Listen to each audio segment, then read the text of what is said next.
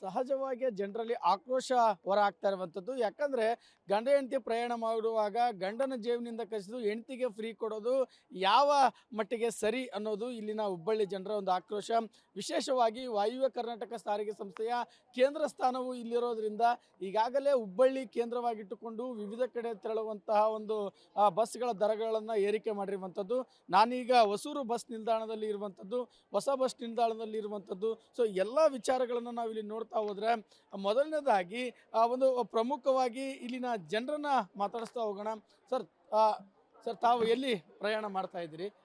ದಾಂಡೇಲಿಗೆ ಹೋಗ್ತಾರೆ ಸರ್. ದಾಂಡೇಲಿಗೆ ಹೋಗ್ತಾ ಇದ್ದೀರಿ. ಈಗ ಒಂದ್ ಕಡೆ ಹೆಣ್ಮಕ್ಳಿಗೆ ಫ್ರೀ ಕೊಡ್ತಾ ಇದ್ದಾರೆ, ಸಂತೋಷದ ವಿಚಾರ. ಆದ್ರೆ ಅದನ್ನ ಈಗ ಬಸ್ ದರ ಏರಿಕೆ ಮಾಡಿರುವಂಥದ್ದು ಎಷ್ಟು ಮಟ್ಟಿಗೆ ಸರಿ ಅಂತ? ತುಂಬ ತಪ್ಪು ಅಂತ ಹೇಳ್ಕೊಳ್ತೀವಿ ಸರ್. ಹಾಂ. ನಮಗೆ ಇವರು ಒಂದು ಕಡೆ ಕೊಟ್ಬಿಟ್ಟು ಹೆಣ್ಮಕ್ಳಿಗೆ ಫ್ರೀ ಅಂತ ಕೊಡ್ತಾರೆ, ಈಗ ಅದನ್ನೇ ಗಂಡಸ್ರ ಹತ್ರ ಇದು ಮಾಡ್ಕೊತಾರೆ. ಮತ್ತು ಈ ನಮಗೆ ಬಂದಿರೋ ಮಾಹಿತಿ ಪ್ರಕಾರ ಸಂಕ್ರಾಂತಿ ಹಬ್ಬಕ್ಕೆ ಹಾಲಿನ ದರನೂ ಕೂಡ ಏರಿಸಿದ್ದಾರೆ. ಸೊ ಒಂದು ಕಣ್ಣಿಗೆ ಬೆಣ್ಣೆ ಒಂದು ಕಣ್ಣಿಗೆ ಸುಣ್ಣೆ ಥರ ಮಾಡ್ತಿದ್ದಾರೆ ಈ ಸರ್ಕಾರದವರು. ಇಲ್ಲೊಂದಿಷ್ಟು ಜನ ಯುವಕರು ಇರುವಂಥದ್ದು. ಸರ್ ನೀವು ಎಲ್ಲಿಗೆ ಪ್ರಯಾಣ ಮಾಡ್ತಾ ಇದ್ದೀರಿ? ನಾವು ದಾಂಡೇಲಿಗೆ.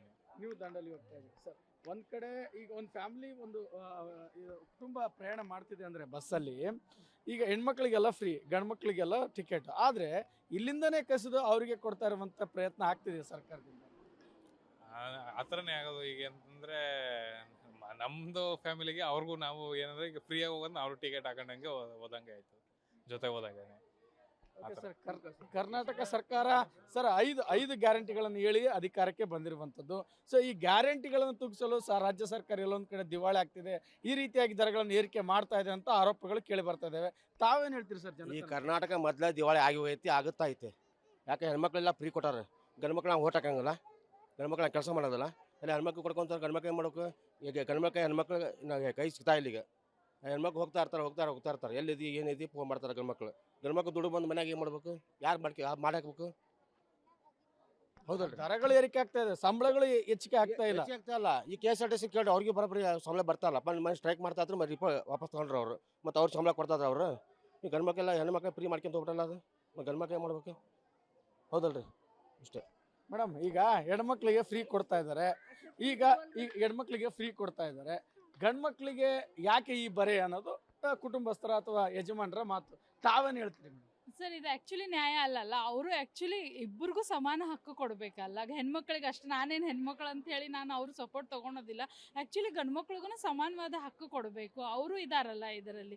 ಅವ್ರು ಆ್ಯಕ್ಚುಲಿ ಹೇಳಬೇಕಂದ್ರೆ ಮೇನ್ ಅವರೇ ಸ್ತಂಭ ಇದ್ದಂಗಲ್ಲ. ಅವ್ರಿಗೂ ಮೇನ್ ಅದರಲ್ಲಿ ಅರ್ಧ ಹಕ್ಕು ಅವ್ರಿಗೆ ಕೊಡಬೇಕು. ಓಟ್ ಅವರು ಹಾಕ್ತಾರಲ್ಲ, ಇವ್ರು ಅಷ್ಟೇ ಅಲ್ಲ.